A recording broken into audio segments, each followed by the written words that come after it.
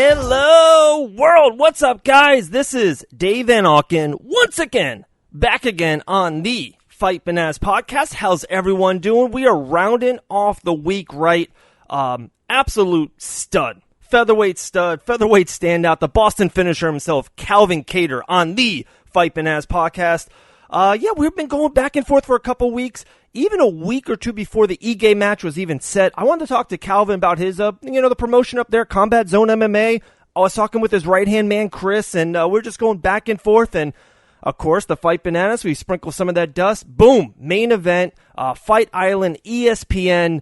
And then, of course, we saw what happened. Calvin got the job done. What a performance. All 5 rounds of just controlled chaos, just doing work, short elbows, very aggressive. We love Calvin. He's just one of those must-see fighters.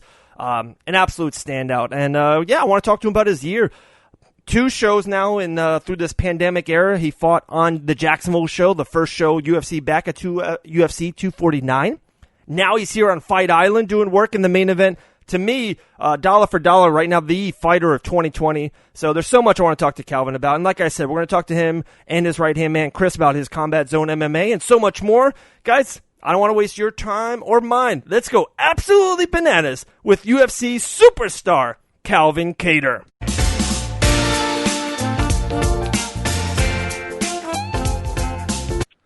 All right, guys, here we go. UFC superstar standout Calvin Kattar, his right-hand man, Chris, Combat Zone MMA. Boys, how are you doing today? Oh, doing wonderful. Calvin, you enjoying that American food yet?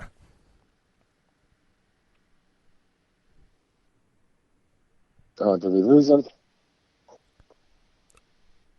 Hello, Calvin? Yep. Oh, you hear me? Yeah, I can hear you now. No, I couldn't hear anybody before that. Okay. I was just, first of all, you enjoying that American food back home? Oh, man, it's good to be back in routine over here. Yeah, for sure. Even just a normal sleep schedule, just getting back on track now.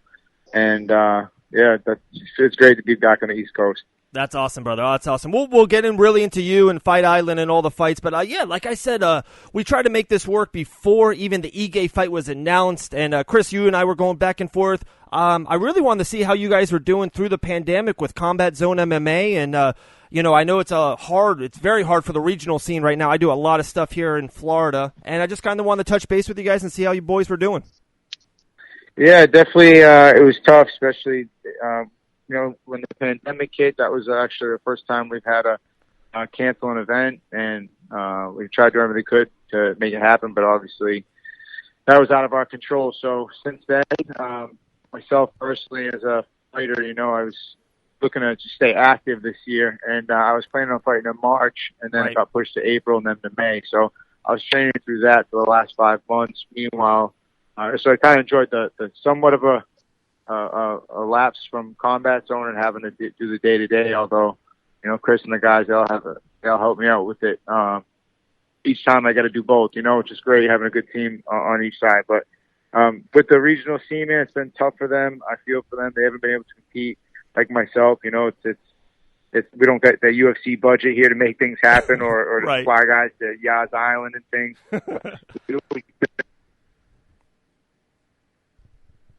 Oh, we lost Calvin, I think. Hey, guys, we'll try to bring him back. He was mentioned at Yas Island. Chris, you hear me? You here? Yes, sir. Okay, yeah. So how are you guys doing? How has been the day-to-day with Combat Zone? It's been pretty slow going right now. I've been mainly working on, I'm bringing in a new lighting system to kind of change the look and the atmosphere of the event. So I've been kind of working on reprogramming the show, which is a little bit difficult because I'm learning a completely different system than what I was running before. Here, it looks Calvin's. Like once I get this system up and running, Gotcha. Good. All right, Calvin's calling right back in. So yeah, Calvin, you were saying the budget and Yas Island. It's not like you can bring everyone to Nantucket or anything. You know what I mean, and get all the fighters there. It's a different time. But Have you talked to a lot of the fighters that you guys deal with on a, the combat zone basis and trying to figure out what's next? And have you tried to help them? There's been other organizations that popped up, not really in the Northeast, but other little regional scenes. Have you been talking to them on a day-to-day basis? Well, not really the fighters on a day-to-day basis. For them, it's really about they gotta do what they do, which is train every day, and that's been difficult for a lot of these guys. But I feel like first and foremost, they got to work on that, setting up their training. And most of the gyms are some of them aren't even open back up yet. So, right. I think primarily they need to focus on getting the training in, staying busy, ready for an opportunity. And my job is to go and try to, provide them as a local promoter, So my conversation is more with the state athletic commission and how we can kind of get things kicked off and running from there. Nice. And there's a couple things you said I definitely want to hit on, especially about you at UFC. To me, in the intro, I really think you have so far been the fighter of 2020. 2 great performances, especially in the Fight Island main event, UFC 249, that knockout, the short elbow. But I really want, last thing on the combat zone side of it is, so when you're saying about the a lot of the gyms aren't open yet and, the fighters and just talking about training, to me, I saw that your past record, you had 16 wins before you made it to the UFC. And is that one of the reasons why, with you in Combat Zone and just trying to give these guys a platform, how vital it is for their career to kind of get some of that, just learning every time you're in the octagon, right? Another tool gets in the shed, another lesson is learned. I just love what you do for the regional fighters up there in the Northeast. Yeah, no, it's just showing them that, a guy from our area who came up the same way they did is now headlining UFC events, and just providing that opportunity for these guys to compete in New Hampshire. We're the only MMA promotion in New Hampshire. We're carrying the torch on here, just making sure that these guys have that local platform to compete, and then hopefully one day get a shot that I have in going to spot. Gotcha. And this one's for Chris, and we'll bounce back to you. And then Chris and the guys, they make it easy. They really put together all the principles, and it all comes together collectively on a fight night where, like I said, we have a great team at Combat Zone, just like fighting for the UFC. It's not just me, but every time I step in there, I got great coaches and teammates at it. Oh, absolutely. It's definitely have a great team around you. One more for Chris, and Calvin will bounce back into you with the UFC especially. But Chris, it was funny. We were talking back and forth, and you were showing us that.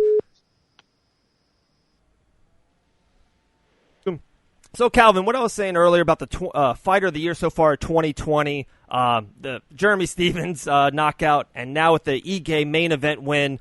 Man, you're just on fire, brother. Did you feel that positive momentum? Do you feel that right now? Well, momentum's either going one way or another for you. It's either working for you or against you. We're trying to keep the ball in our court, man, ride this momentum from 5 months training for Jeremy Stephens right into a quick 1 month turnaround for Dan Ige. And we're just compounding fight camps, and it's a lifestyle for us, man. We're putting in the work every day to try to capitalize on more big moment opportunities, hopefully in the near future. Oh, absolutely. I think there's nothing but big fights ahead of you, my man. You said 5 months there for Stephens, 1 for Ige. What do you prefer? They both got their pros and cons. Right. I made a lot of progress, leaps and bounds in the long one. And in the short one, I didn't have all the bullshit about diet, weight cut, and it was just kind of a quick, more of a microwave camp, which really was just staying moving from the last one. We put in so much work. We were already in shape. We just wanted to go into the fight healthy. And we were able to do that and get the job done. Absolutely, my man. You saw the champion in your division. Volkanovski was also there in Fight Island. The decision with Max Holloway. For one, Who do you think won that fight? First glance, what I thought was Max. And I think if you total it as one just big fight, like one round, not 5 rounds, right? Maybe you give it to him too. He dropped him once in the first round, once in the second. And then I thought he controlled the octagon the whole entire fight. But credit to the champ to be able to go down 2 to Max the way he did, getting dropped each round, and then just doing enough to even get the nod in the judges' scorecards, for the next 3 rounds is impressive as a champion. So good for him, and I look forward to hopefully sharing the octagon with both of them one day. I love that. I love that. I love how you just said that. I've actually been saying the same thing. I think that's the lost, kind of headline of that. Yeah. Well, we can talk about the fight, who won, and we can talk about should there be open scoring and that kind of thing. But Volkanovski did have the comeback. You know what I mean? Maybe he didn't come back all the way. Wasn't easy. Right, exactly. Even if you think you max 1, and a lot of people think 1, 2, and 3, that's fine. But to show that championship spirit and heart, I thought he won 4 and 5 pretty decisively, especially the 5th. Yeah. I think that's been a lost headline there, that Volkanovski did have a major comeback. I mentioned open scoring. Would you guys, for one, to start with Combat Zone MMA, would you be interested in trying to implement open scoring for you guys, and would you love that for the UFC? Definitely. Transparency never, can't go wrong with more, which is transparency. And why not have live scoring? I think it makes a ton of sense. And this is actually something I talked about in a previous interview like this week. And someone had brought up that idea of just starting out at Combat Zone, and I'm all for it. So that's something I'd like to talk to the commission about as well. Maybe we can just get the ball rolling on our end. Absolutely, man. I love that.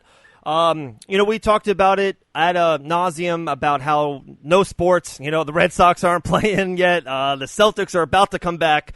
But, my man, it's just been incredible. UFC has put their flag on the sports map and say, hey, guys, we're coming back. They did it in Jacksonville. You were there. They did it at the Apex in Las Vegas a month ago, and now with Fight Island and Yas Island doing what they're doing. How proud are you to, one, be a part of the MMA community and especially the UFC community that's just Dana White's just been kicking ass and taking names, Yeah, definitely, and mostly proud to be from the New England community where winning is a habit around here, and hopefully one day me and my teammate Rob Font, we're trying to shoot them duck boats for a UFC championship title, back home in Boston. So we're trying to market ourselves as the Boston's 5th team, and just like UFC's putting their flag down, we're putting the New England Cartel flag right in the middle of that octagon.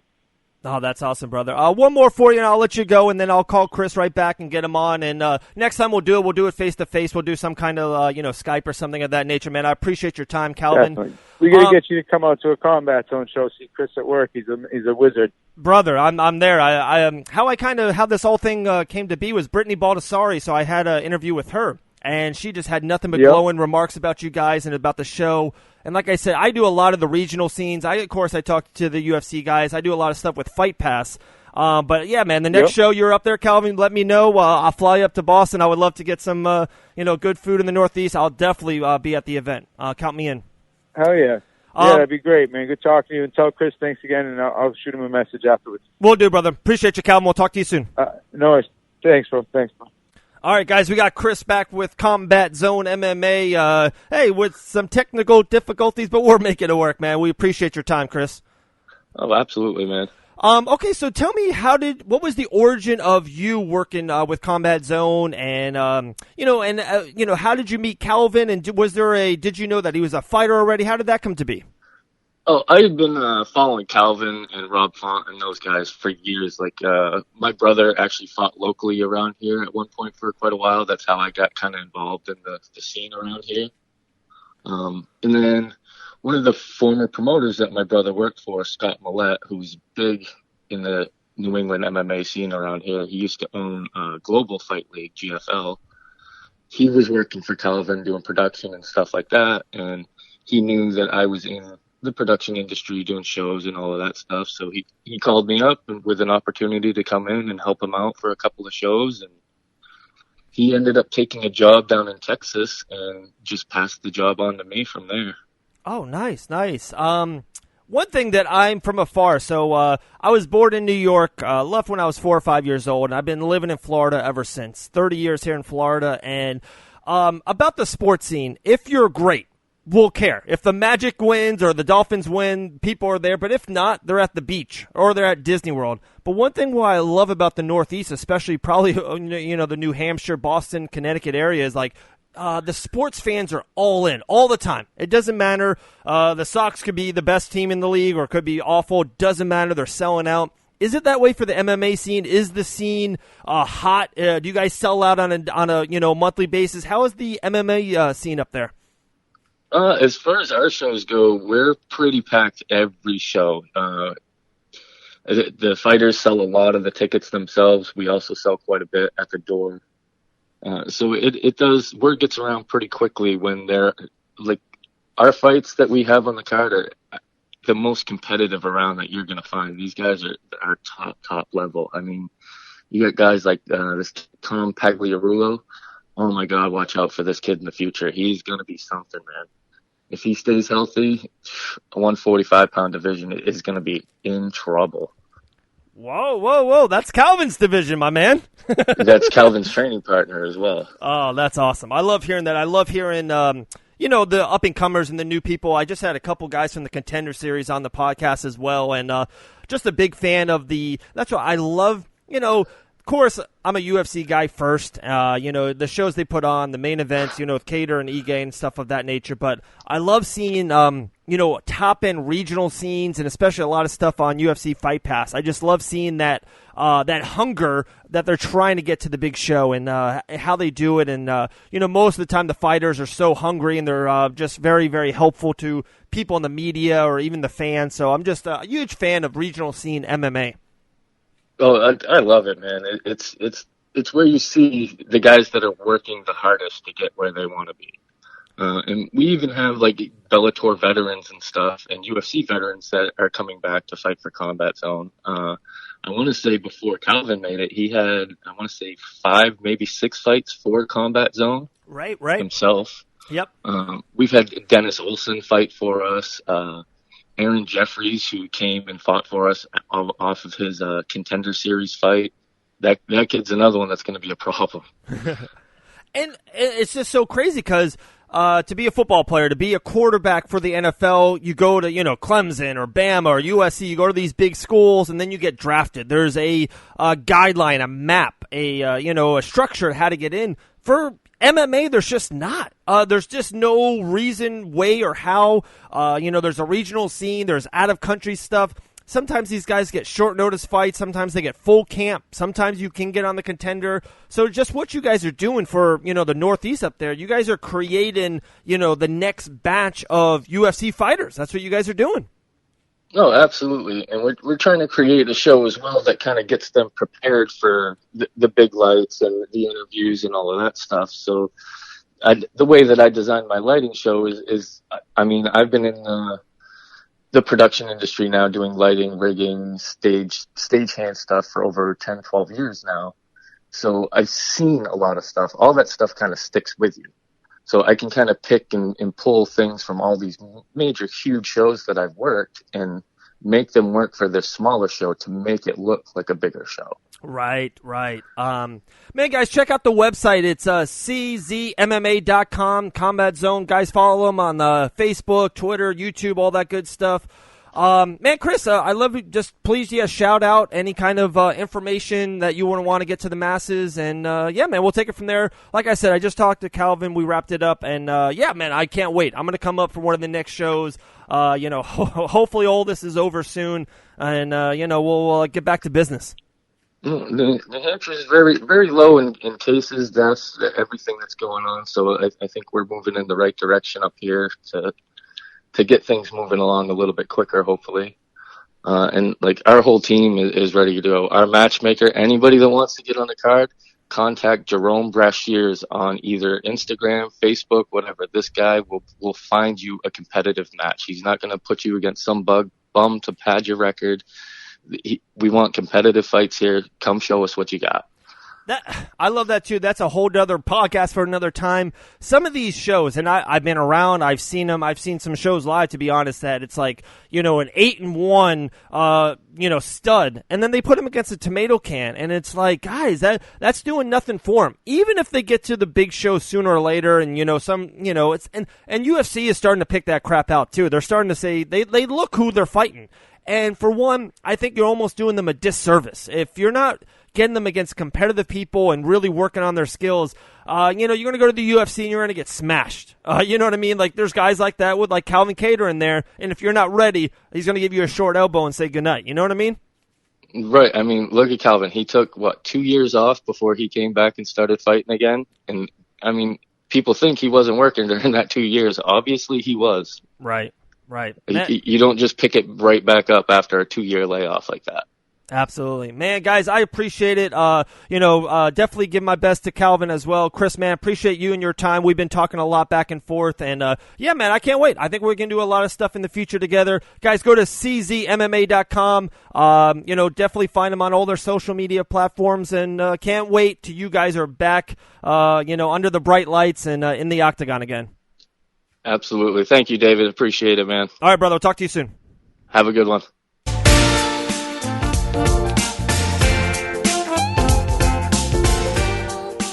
There we go, guys. Hey, we're sorry for some of the technical difficulties. We made it work the best we can. Next time, we're definitely going to do something on video there with Calvin. But, hey, when it just worked up, it worked up pretty quick. And when the UFC superstar Calvin Kattar wants to, get some time, you give him the time. I don't want that short elbow. I don't want it. I don't want the smoke.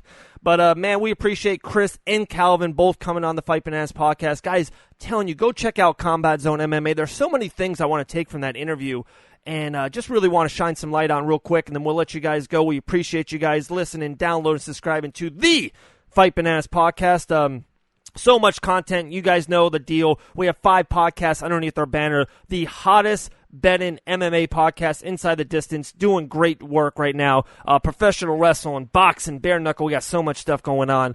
But guys, Combat Zone MMA. I loved how Chris and even Calvin threw it out there too.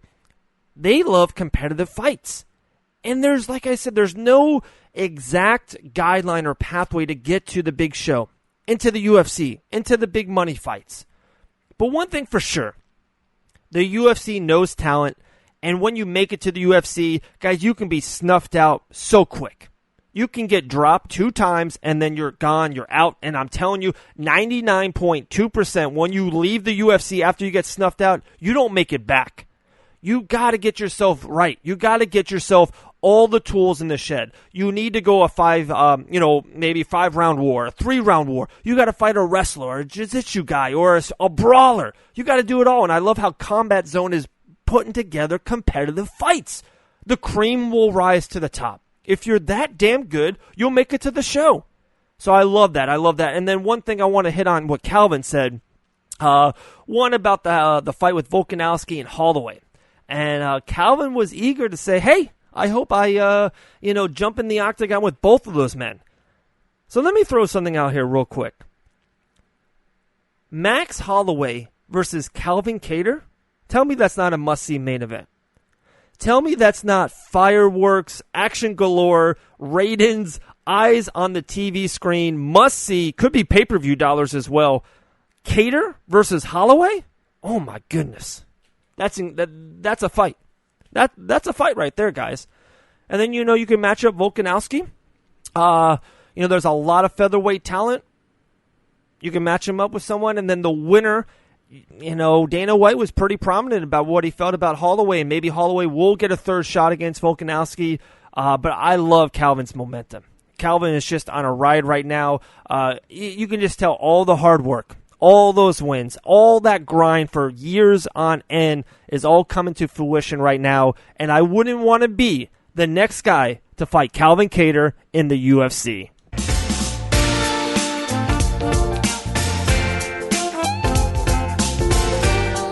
All right, guys, thank you to all the supporters out there. Like I said, make sure you download, subscribe on all podcast platforms, especially iHeartRadio. They show us a lot of love here on the Fight Bananas podcast. Make sure you subscribe to our YouTube channel. We got tons of content, podcast out every single day.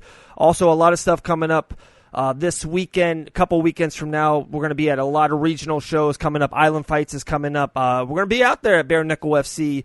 So a lot of great content. This is Dave Van Auken, Fight Bananas podcast. Thank you so much to all the supporters for Hammer Fightwear, Mako Tech Mouthguards, and Still Nutrition. Check them out at nstillnutrition.com. Man, check out Combat Zone, guys. Check them out at czmma.com. That's czmma.com. And make sure you follow them on all of their social media platforms. Appreciate your time, guys. Hey, appreciate Calvin Kattar, UFC superstar, his right-hand man, Chris. Combat Zone MMA in the building. This is Dave Van Auken with the Fight Bananas podcast.